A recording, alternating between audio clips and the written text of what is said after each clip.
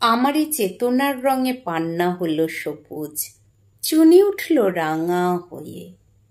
আমি চোখ মেললুম আকাশে, জ্বলে উঠল আলো পূবে পশ্চিমে। গোলাপের দিকে চেয়ে বললুম, সুন্দর সুন্দর হলো সে। তুমি বলবে এ যে তত্ত্ব কথা, এ কবির বাণী নয়।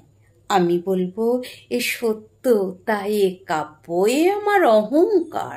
অহংকার সমস্ত মানুষের হয়ে। মানুষের অহংকার পটেই বিশ্বকর্মার বিশ্বশিল্প। তত্ত্বজ্ঞানী জপ করছেন নিঃশ্বাসে প্রশ্বাসে, না না না, না পান্না, না চুনি, না আলো, না গোলাপ, না আমি, না তুমি।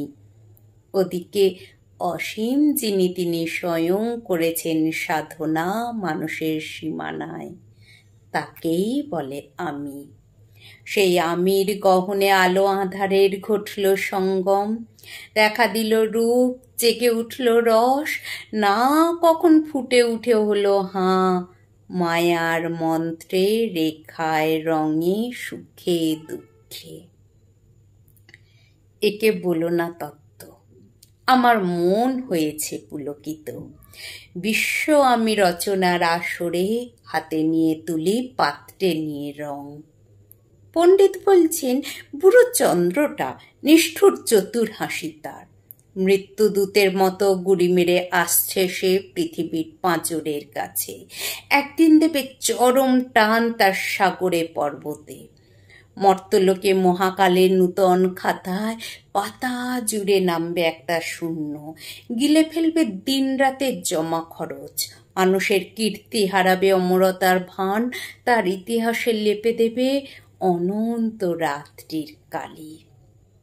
মানুষের যাবার দিনের চোখ বিশ্ব থেকে নিকিয়ে নেবে রং, মানুষের যাবার দিনের মন ছানিয়ে নেবে রস। শক্তির কম্পন চলবে আকাশে আকাশে, জ্বলবে না কোথাও আলো। বিনাহীন সভায় যন্ত্রীর আঙুল নাচবে, বাজবে না সুর। সেদিন কবিত্বহীন বিধাতা একা রবেন বসে নীলিমাহীন আকাশে, ব্যক্তিত্ব হারা অস্তিত্বের গণিত তত্ত্ব নিয়ে। তখন বিরাট বিশ্বভুবনে দূরে দূরান্তে অনন্ত অসংখ্য লোকে লোকান্তরে এ বাণী ধ্বনিত হবে না কোনোখানেই, তুমি সুন্দর, আমি ভালোবাসি। বিধাতা কি আবার বসবেন সাধনা করতে যুগ যুগান্তর ধরে?